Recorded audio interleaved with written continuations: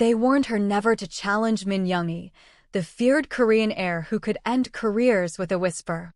But on a rainy night in Seoul's most exclusive dining room, a young black woman refused to lower her eyes.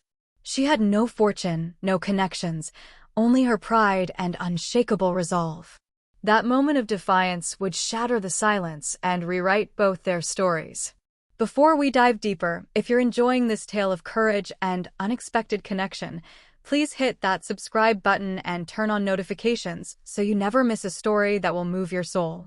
Before we dive in, beautiful people, please remember to hit that like button and subscribe. It's the best way you can support us as we continue delivering captivating stories that'll keep you hooked every single day. The Golden Lotus stood like a jewel box in Seoul's wealthiest neighborhood. Crystal chandeliers scattered pools of warm light across the dining room. Each table wore pristine white linens, silverware polished to mirrors, wine glasses catching the glow like captured stars.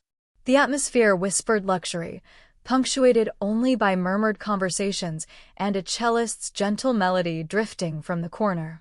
This was where Seoul's powerful came not merely to dine, but to display their status. Most evenings, the restaurant flowed with quiet elegance. Waitstaff moved like dancers across marble floors, soft laughter rising from tables where business titans and socialites gathered. But tonight, that elegant flow shattered completely. At table 12, time itself seemed to stop. Are you incompetent by nature or just pretending? The words sliced through the air like shattered glass. Forks paused midway to mouths. Wine trembled in delicate stems. Even the cellist's bow stuttered against the strings. Every conversation died, leaving only his voice echoing off the walls. He sat like a dark prince, tall and broad in a black suit that caught the light with every breath. His hair fell precisely styled, his face carved from marble, beautiful and merciless. Min Youngi. Just speaking the name made people nervous in Seoul. He owned buildings throughout Gangnam, controlled fortunes, and had destroyed careers with less than a sentence. Every property he acquired expanded his empire. Every word he spoke rewrote someone's fate. His arrival turned rooms silent. His rage burned without warning, and nobody, not servers, not managers, certainly not owners, ever challenged him. Tonight Min Youngi's fury focused on a trembling young server frozen beside his table, gripping a water pitcher like it might save him from drowning. I specifically asked for someone competent, Youngi's voice carried to every corner. Instead you send me this? Some barely trained amateur who can't tell champagne from soda water. The server's mouth opened and closed soundlessly. Youngi's lip curled. This is exactly why this place disgusts me. Your staff are worthless. Bottom-feeding, ignorant, pathetic trash. Nobody breathed. Nobody moved. It was the unspoken rule at the Golden Lotus. When Youngi came, you endured.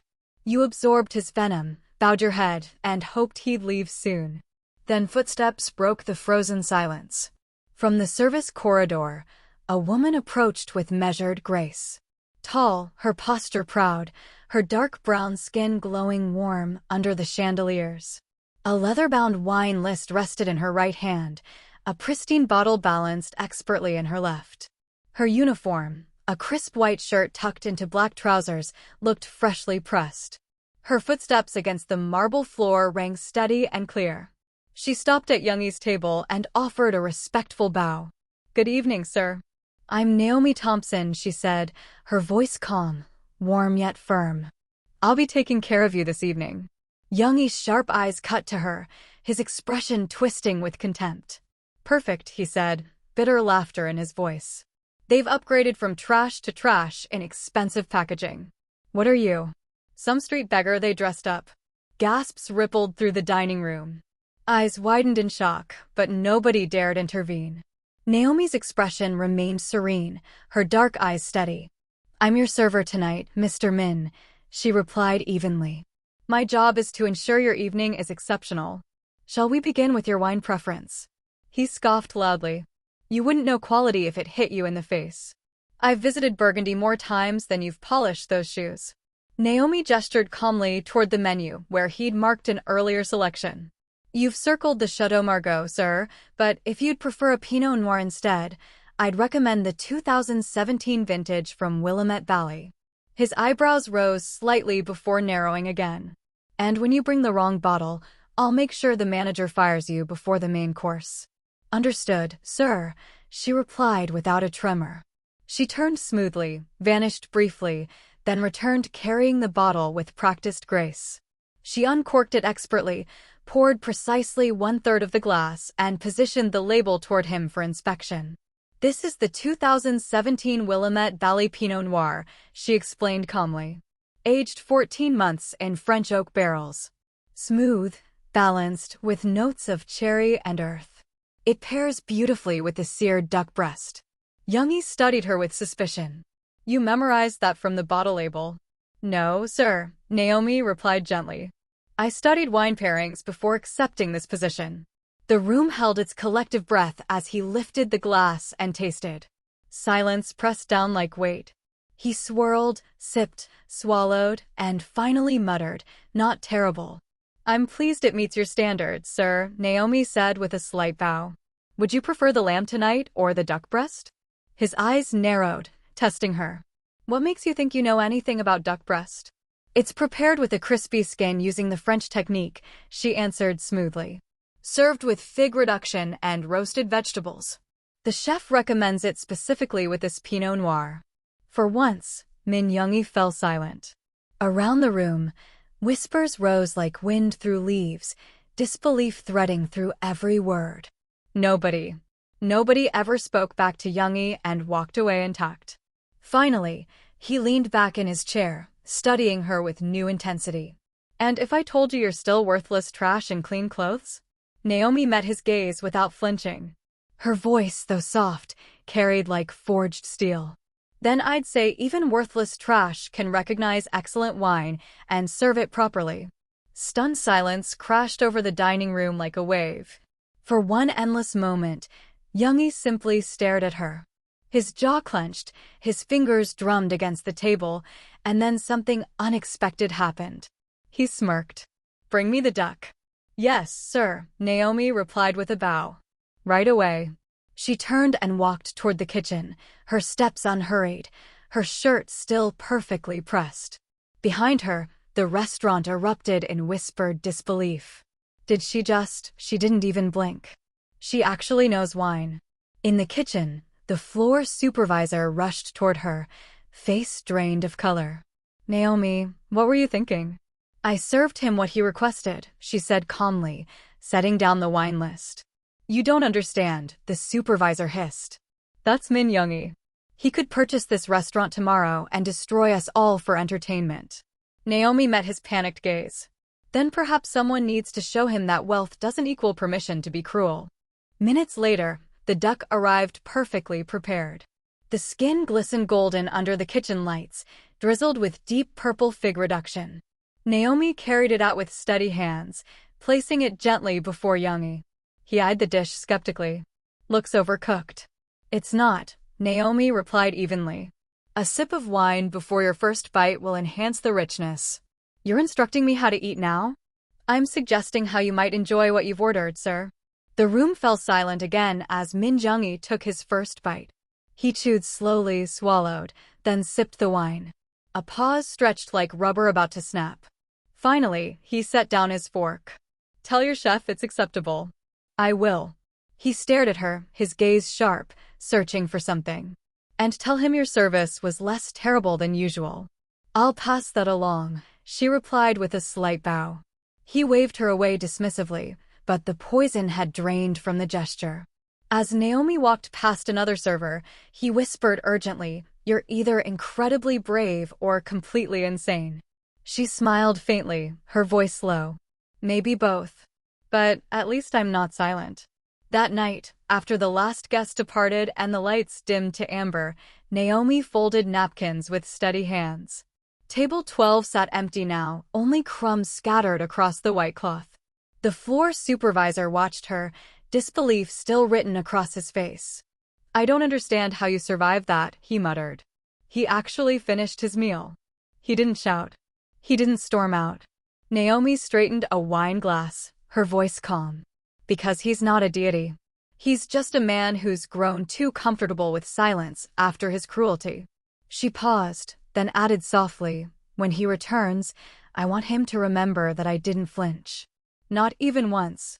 Outside beneath Seoul's glittering night sky, Naomi Thompson stepped into the cool evening air with her shoulders back, her dignity intact, and a quiet fire burning in her heart. For the first time in years, Min Youngie had encountered someone who refused to bow. And that single act of defiance had shaken the Golden Lotus to its foundation. The Golden Lotus never truly rested, even on its quietest nights.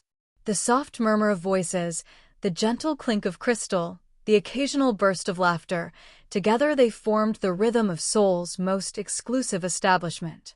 But ever since Naomi Thompson had walked into the fire at table 12 and emerged unscathed, that rhythm had changed. It quickened, intensified, grew anxious. The staff whispered in shadowed corners when they thought she couldn't hear. The veteran servers watched her with mixed awe and concern, as if expecting the ceiling to collapse under Youngie's delayed revenge. Even customers stole curious glances her direction. She was no longer just another waitress in pressed whites and black trousers. She was the woman who had challenged Min Youngie. And that was precisely the problem. Naomi, whispered Jean, the senior waiter, as he passed her carrying a tray. Word is he's returning tonight. Her eyes lifted from the wine glasses she was polishing. Table 12. Jean nodded grimly. Same reservation. Same man. Same black suit, I'd bet money on it. For a heartbeat, Naomi's chest tightened. The memory of his sneer, his cutting words, the way he'd tried to crush her spirit. It should have filled her with dread. Yet beneath the unease, something else stirred. Something like anticipation. He had come once, tried to break her, and failed. If he returned, it meant something. It meant she'd left an impression. I'll serve him, Naomi said quietly. Jean nearly dropped his tray. You want to? She smoothed her apron, her voice steady. Nobody else should have to endure his cruelty. If he comes for anyone, let it be me. At exactly 8 o'clock, the glass doors opened. The entire restaurant seemed to inhale as one. Min Youngie entered like a force of nature. His black suit caught the light, his cologne sharp and intoxicating, his presence cutting through the space like ice through water. He didn't wait for the hostess. He never did. He simply walked to table 12 and sat, the world rearranging itself around him. Conversations stumbled. Staff froze. But Naomi walked forward, calm and unhurried, her shoes whispering against the polished floor. She stopped before him, bowing slightly. Good evening, Mr. Min, she said evenly. Welcome back to the Golden Lotus. His eyes flicked up at her, sharp as broken glass. You're still working here. I am. For a long moment, he said nothing. His fingers adjusted his cufflinks, his mouth curving into a faint smirk. Then deliberately, he picked up the menu. You didn't quit, he muttered. No, sir. Everyone quits eventually. Not everyone. Their eyes locked. The silence between them crackled with energy. It wasn't awkward. It wasn't hostile. It was something else entirely. Like the air before lightning strikes. Finally, he tapped the menu with one finger. What would you recommend? The question itself made the nearby staff exchange shocked glances. Youngie never asked for recommendations. He demanded, commanded, and condemned anyone who failed. But now he was asking her. Naomi kept her voice level. If you're seeking something bold, I'd suggest the Wagyu ribeye. Grilled over charcoal. Rich but tender. It pairs exceptionally with the 2016 Napa Cabernet. Full-bodied with smooth tannins. He raised an eyebrow. And if I wanted something lighter? Then the Chilean sea base. Pan-seared with citrus beurre blanc. Delicate and clean. Best with a chilled Sancerre from Loire Valley. A faint spark appeared in his eyes. You have all that memorized? Yes, sir. It's what I do. He closed the menu slowly, watching her. Bring me the sea base. And the French wine. Yes, sir. She bowed slightly and turned, but just as she stepped away, his voice stopped her cold. You're not what I assumed you'd be. Her back stiffened. She didn't turn. That's because you never looked carefully enough to assume anything real. The words dropped between them like stones into still water. The ripples spread unseen but deeply felt. In the kitchen, Maria, the head chef, raised her eyebrows when Naomi called the order. "You're serving him again?" "Yes. And he's still breathing, apparently." Maria chuckled, shaking her head. "Sea base. He's in a delicate mood then." Naomi prepared the wine, her hands steady though her pulse raced. Every step back toward table 12 felt like walking into the eye of a hurricane. But when she reached him again, she was composed. Always composed. She poured the wine with quiet precision, presenting the bottle label forward. He swirled the glass, inhaled, and took a slow sip. "You were correct," he murmured. "I usually am, sir." He set the glass down, eyes narrowing. "I don't appreciate being wrong. Nobody does. I don't enjoy being embarrassed." Her gaze didn't waver. "Neither do the people you insult, sir. But they tolerate it every time." His jaw tightened, but he didn't explode. Not this time. He simply studied her like a man trying to solve an impossible equation. By the time the sea base arrived, tension rippled through the dining room. Every server, every guest watched discreetly, waiting to see if the black woman would survive another encounter. Naomi set the dish before him, her movements graceful.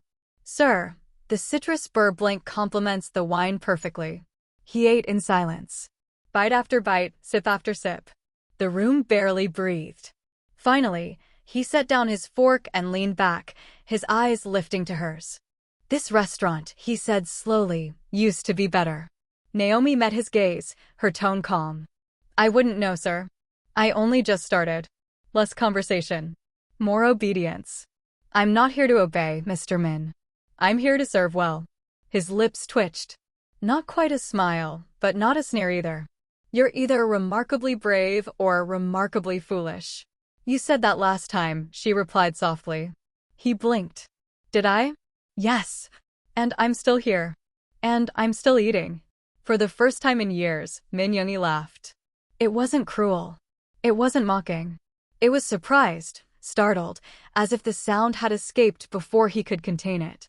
The staff froze. The room itself seemed to exhale in shock. Youngi reached into his wallet and placed a crisp bill on the table. "For the wine. And the honesty." Naomi bowed slightly, but didn't touch the money.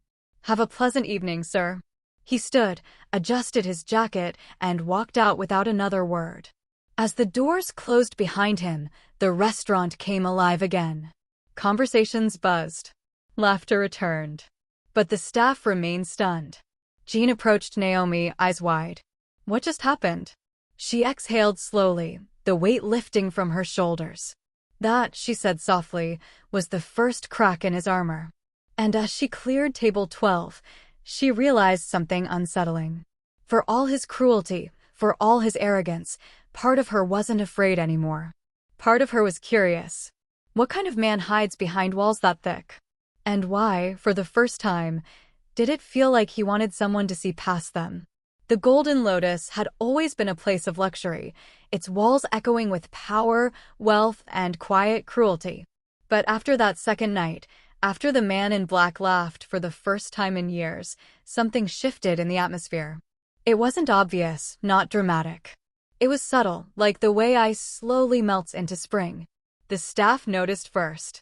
The sideways glances at Naomi transformed into nods of silent respect. The whispers that once carried worry now carried wonder. She made him laugh. She survived him twice. She's different. Even Maria, the head chef who ruled the kitchen like a general, watched her with new eyes. But recognition never comes without cost.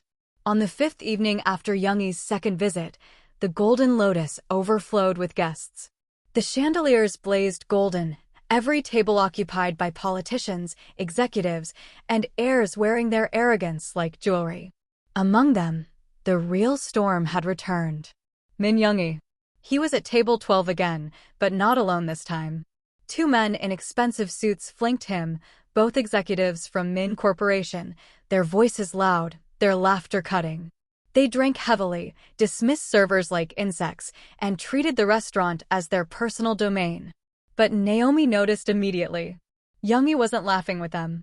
He sat quietly, sipping his wine slowly, his eyes occasionally drifting toward her as if searching for something solid in a spinning room. When she approached, one of the executives leered. "Well, well, the famous waitress." Naomi's grip tightened on her tray, but her voice stayed calm. "What may I bring you, sir?" "The same thing you brought Min," the man sneered. "Except with a prettier smile." "A much prettier smile." The second executive snorted, elbowing Youngie. "Is this the woman who talked back to you?" "She doesn't look like much to me." Laughter erupted from the table. A few nearby guests turned their heads, sensing danger. Youngie said nothing. He only watched. Naomi's heart pounded. She felt the sting of insult, the weight of all the eyes upon her. She could bow, play obedient, and walk away unharmed. Or she could stand firm as she always had. Her chin lifted slightly. "Respect is part of service, sir. But it goes both ways." The first executive's face darkened. "What did you just say to me?" "She said you're being rude." Min Youngie's voice cut in, low and sharp. The laughter died instantly. The executives turned toward him, startled. Youngie swirled his wine glass, his expression unreadable. "You insult my server, you insult me. And I don't tolerate insults." A hush fell over the restaurant. The men exchanged uneasy glances, suddenly aware that the ground had shifted beneath them. Naomi's breath caught. "My server." The words weren't cruel, weren't mocking. They carried weight. Possession, yes. But also protection. Recognition. The executives muttered rapid apologies, quickly shifting to talk of business. But the damage had been done. For the rest of the meal, Naomi moved like a shadow at table 12, serving quietly while tension simmered. Youngie barely touched his food. He watched her instead, as though she was the only steady point in a room slowly spinning out of control. Later that night, after the rush had faded and the golden lotus glowed softer in its midnight calm, Naomi stayed behind to help clear tables. "You should go home," Jean told her gently. "You've done enough tonight." But before she could reply, a voice echoed from the doorway. "Stay." Her head turned. Min Youngie stood there, his jacket draped over his shoulder, the black silk catching the low light. He looked different tonight. Less untouchable. His eyes weren't sharp. They were searching. The staff quickly melted away, leaving the two of them alone in the dimmed hall. Naomi folded her arms. "What do you want, Mr. Min?" He approached slowly, each step deliberate. "You have a dangerous tongue." "So I've been told." "You shouldn't use it." "Not here. Not with men like them." Her voice remained steady. "Then who will remind them they're human if everyone stays silent?" Something flickered in his eyes. Something raw, unguarded. "You think you can change men like that?" "No. But I can remind them they don't own the world. Even if it's just for one moment." Youngie exhaled, almost a laugh, but softer. "You're not like anyone else I've met. And you're not as untouchable as you pretend," she countered. His gaze locked onto hers. Silence stretched between them, heavy but not hostile. Suspenseful. Charged. A battlefield without weapons. Finally, he spoke again, his voice quieter. "Do you know why I keep coming here? Because you like the food?" "No." His jaw tightened. "Because it's the one place where nobody dares tell me the truth. Except you." Naomi's breath caught. She hadn't expected the confession. It wasn't much, but it was a crack. A glimpse of the man beneath the armor. "You're lonely," she said softly. His eyes darkened, but he didn't deny it. "Loneliness is safer than betrayal." The words hung in the air, sharp and vulnerable. For the first time, Naomi saw not the arrogant heir, not the cruel customer, but a man carrying wounds too deep to show. Her voice softened. "Then maybe what you need isn't obedience. Maybe it's someone who won't leave when you're difficult." Something shifted in him. He stepped closer. Close enough that she could see the faint shadows under his eyes. The exhaustion he hid so well. "Careful, Naomi," he murmured. "If you keep speaking like that, I might start believing you." Her pulse quickened, but she didn't look away. Maybe that wouldn't be the worst thing. For a long moment, neither moved. The silence was electric, suspended between fear and possibility. Then, as if realizing he'd revealed too much, Youngie straightened abruptly. His mask slid back into place, his voice cool once more. "You'll serve me again tomorrow." And with that, he turned and left, the heavy doors closing behind him. Naomi stood frozen in the empty hall, her heart racing. She told herself it was just a job.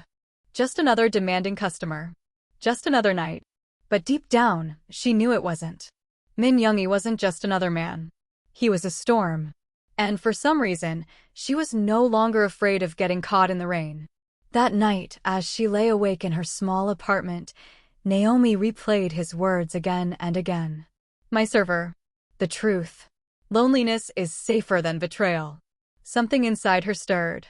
A dangerous mix of compassion, curiosity, and something warmer she dared not name. And somewhere across the city, in a penthouse that glowed like a cage of light, Min Youngie poured himself another drink. But this time, when he closed his eyes, he didn't see the faces of traitors from his past. He saw her. The woman who refused to bow. The woman who spoke truth. The woman who, for the first time in years, made him wonder if he was worth saving.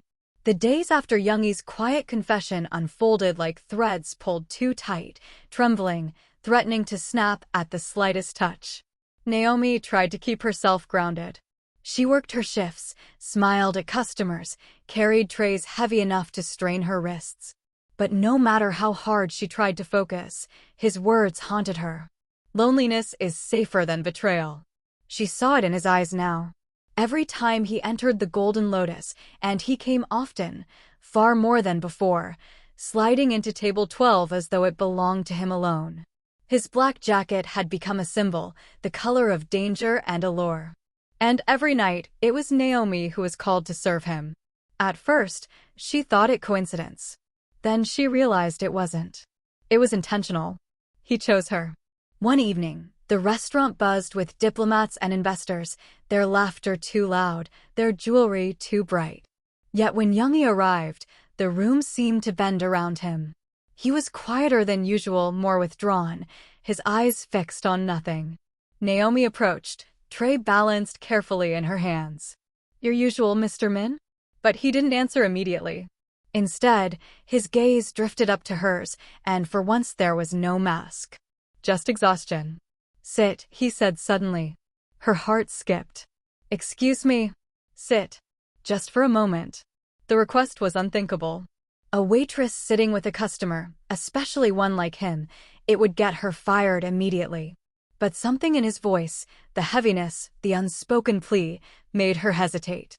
I can't, she whispered. You can, he replied softly, his hand gesturing to the empty chair across from him.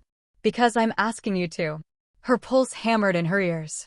Against all logic, against the silent judgment of staff who dared not look directly, she lowered herself into the seat.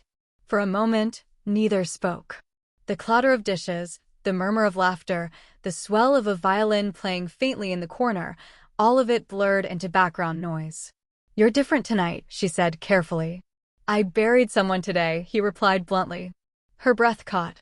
I'm sorry. He didn't look at her. His eyes stayed fixed on the glass of untouched wine before him. He was an old associate. One of my father's closest advisors. Loyal for decades. Then at the end, he chose someone else over me. Betrayal. The word dripped like poison.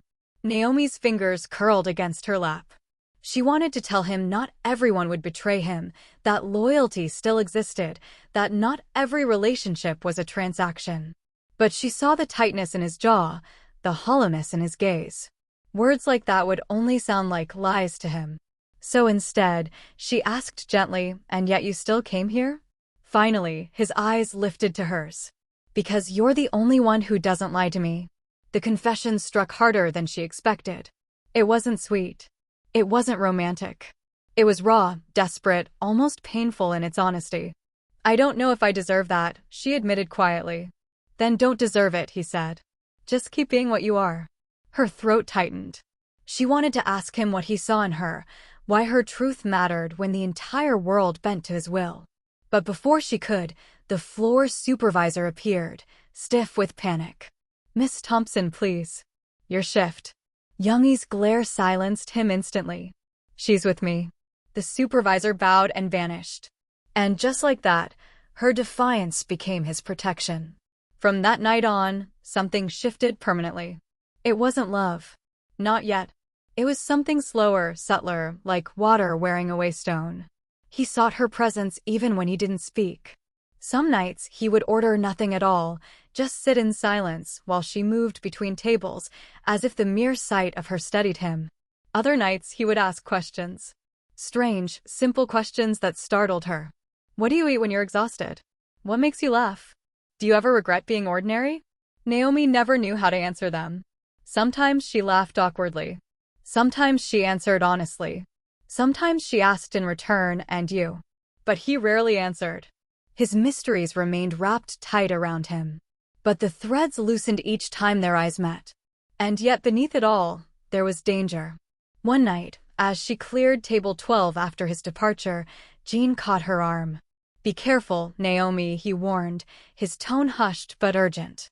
"Men like him, they don't keep women safe. They keep them until they're bored." She swallowed hard, but her voice stayed steady. "He's not like that." "Everyone says that," Jean muttered. "Until it's too late." Still, the pull between them only deepened. One evening, a sudden storm broke over the city. Rain hammered the windows, thunder rolled, and the Golden Lotus's guests fled into waiting cars. By midnight, the restaurant was empty except for Naomi stacking glasses and Youngie sitting alone at his table, staring into the storm. "You should go home," she said softly, approaching him. "And let you walk alone in this weather?" His voice was sharper than usual, but it wasn't anger. It was worry. She froze. "You care?" His jaw clenched. He didn't answer. But he stood, shrugged off his black jacket, and draped it over her shoulders before she could protest. The fabric was warm, his scent clinging faintly to it. Smoke, rain, and something darker she couldn't name. Her voice trembled. "Why are you doing this?" His eyes burned into hers, fierce and vulnerable all at once. "Because I don't want you broken." Her breath hitched. The storm outside raged, lightning flashing through the windows. But in that moment, all she felt was the storm between them. He was dangerous. She knew it. He was powerful, untouchable, wrapped in scars and shadows. But beneath all of it, she had found something unexpected. A hidden softness. The part of him that longed not for obedience, not for fear, but for something far rarer. For someone who saw him. And Naomi, trembling in his jacket, realized with dawning terror that she was already falling. That night when she returned to her apartment, soaked in stormlight and silk, she pressed her face into the jacket and closed her eyes. She told herself it was just kindness, just gratitude, just curiosity. But the truth was sharper. She wanted more. And somewhere across the city, in his lonely penthouse, Min Youngie sat in the dark with a glass of untouched whiskey, staring at the rain. And for the first time in years, he wasn't thinking of betrayal. He was thinking of her. Seasons shifted. The Golden Lotus saw countless guests come and go, their laughter and secrets dissolving into the air like smoke. But one truth remained constant. Table 12 was never truly empty. Even when Min Youngie wasn't there, it carried the memory of his gaze, the echo of words that still burned in Naomi's chest. "Because you're the only one who doesn't lie to me." Life did not suddenly grow easier. Naomi still worked late nights, still woke with sore feet and aching hands. And Youngie, for all his black silk and quiet power, still lived inside a fortress of shadows where betrayal circled like vultures waiting for their chance. But something had changed. When storms came, she no longer feared walking home alone. When nights grew heavy, she no longer felt invisible. Because somewhere in the quiet corners of the city, his eyes followed her. Not to possess, not to break, but to guard. And though neither dared to name it, though neither dared to reach too far, the bond between them grew roots in silence. One night, as the city lights flickered below his penthouse, Youngie stood by the window with a glass in hand. He thought of his past. The betrayals. The graves. The blood on his family's name. And then he thought of her smile. Fragile yet defiant. The way she carried truth like armor. For the first time, he allowed himself to wonder. Maybe love is not a weakness after all. Far across the city, Naomi pressed her face into the black jacket, still hanging in her closet, the silk frayed at the edges from too much wear. She whispered a prayer into its folds, a prayer she never admitted aloud. That he would survive his shadows. That she would not drown in his world. That one day, if fate allowed, they might sit across from each other. Not as waitress and heir. Not as loneliness and light. But as two souls unafraid of the truth. Until then, they remained bound in silence. Two hearts beating in the shadows of Seoul. Two lives drawn together by fate's unsteady hand. Not the end. Only the beginning. If this story touched your heart, please like this video, subscribe to our channel, and hit that notification bell so you never miss another powerful tale of courage, connection, and unexpected love. Share this story with someone who needs to hear it today. Thank you for watching, and I'll see you in the next story.